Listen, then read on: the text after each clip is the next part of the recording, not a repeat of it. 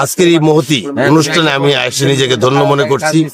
সমাজের বিত্তবান মানুষ আমরা যারা আছি এবং মানবিক হৃদয়ের যারা মানুষ আছি, আমি উদাত্ত আহ্বান জানাবো সাচাইল সহ এবং আশপাশ এলাকার যারা বিত্তবান মানুষ, আপনারা এই পুনর্নির্মাণ কাজে সার্বিক সহযোগিতা করবেন।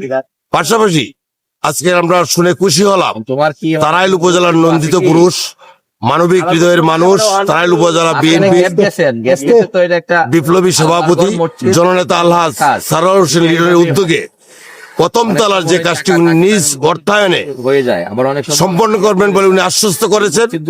এবং এটা শুনে সাচাইলের যারা এই মসজিদের আশেপাশে আছে সবাই খুশি হয়েছে।